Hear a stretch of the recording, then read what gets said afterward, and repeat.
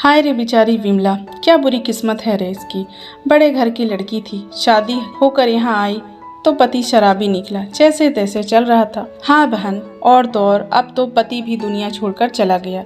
दो बच्चे हैं, पता नहीं कैसे पालेगी। गांव की दो औरतें आपस में बात कर रही थी। विमला उन दोनों औरतों की बात सुन रही थी, पर क्या कहे, सच ही तो था। मैं लाड प्यार से पली अपने माँ बाप की बड़ी बेटी थी। राकेश के साथ शादी हुई, जिसकी अच्छी खासी इलेक्ट्रॉनिक की दुकान थी, लेकिन राकेश को बुरी संगत में ऐसी शराब की लत लगी कि सब खत्म हो गया।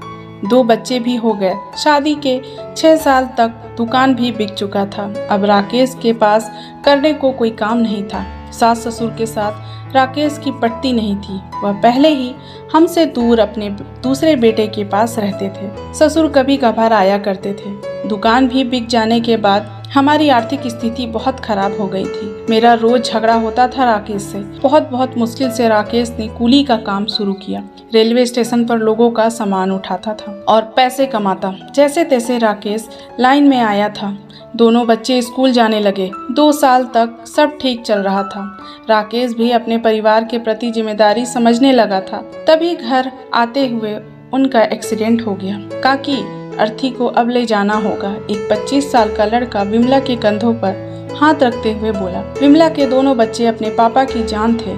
दोनों बच्चे चिल्लाकर रोने लगे। बेटा बड़ा था, थोड़ा समझदार था, अपनी बहन को संभालता है। बच्चों की दादी दोनों बच्चों को अपने बाहों में समेट लेती है। विमला का तो जैसे सब कुछ लूट गया था। उसके पास अब कुछ नहीं रहा जीवन में। वह बस बेसुध बैठी थी। मन में हजारों बातें चल रही थी। अब क्या होगा, कैसे होगा। आप क्यों चले गए राकेश, बोलकर फूट फूट कर रोने लगी। विमला का रोना देखकर सभी की आंखों में आंसू आ गए। आप क्यों गए राकेश, हमें क्यों अकेला छोड़ करके। बच्चे कैसे रहेंगे आपके बिना। मेरा क्या होगा, कैसे पालूं मैं इनको, कैसे रहेंगे हम आपके बगैर। विमला की ऐसी हालत देख विमला की माँ कुछ दिनों के लिए उसके पास रह जाती है। विमला के पिता उन्हें कुछ घर खर्च भेजते, पर कब तक और कितना।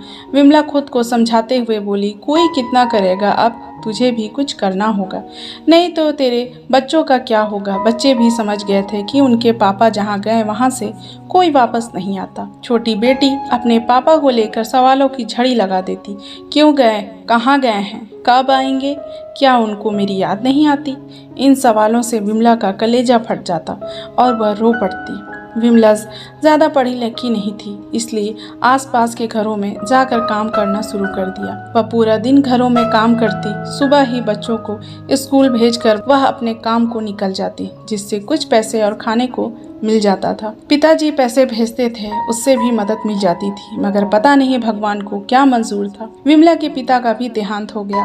भाई शादी के बाद कहाँ किसी का होता है। अब विमला को घर चलाने में दिक्कत आने लगी। विमला ने घरों के काम के साथ और भी काम करने का सोचा। मरता क्या ना करता। सुबह सुबह ही दूसरों के घरों का काम करती और बच्चों को स्कूल भेजकर अपने पति की कूली का ड्रेस पहनकर रेलवे स्टेशन निकल गई, ताकि कमाई ज़्यादा हो, घर और बच्चों का खर्च निकल जाए। विमला को कूली के कपड़ों में देख सब हैरान हो गए।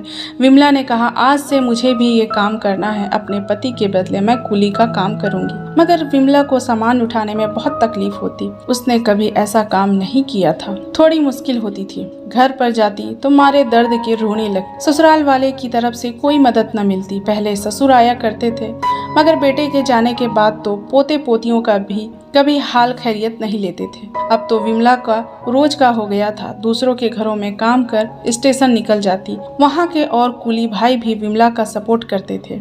अब विमला के शरीर को आदत हो गई थी और सामान उठाते उठाते उसका शरीर सख्त हो चुका था। यात्री विमला को देखकर हैरान रहते तो कोई सराहना करता, कोई खुश होकर या दया के भाव से पैसे ज्यादा दे देता, तो कोई दुआ ही दे देता था। एक दिन विमला घर गई तो विमला का देवर घर के बाहर बैठा था। मैंने उन्हें अंदर बुलाया और पूछा, कैसे आना हुआ देवर जी, आप सब तो हमें भूल ही गए हैं। अब तो त्योहारों में भी बुलाना जरूरी नहीं समझते। वह बोले, हाँ भाभी, जिस तरह आप घर घर घूम कर काम करती करती हैं और अब तो हद ही कर दी। आप कूली बन बैठी हो, थोड़ी तो शर्म करो। हमारी इज्जत का ही ख्याल कर लिया होता।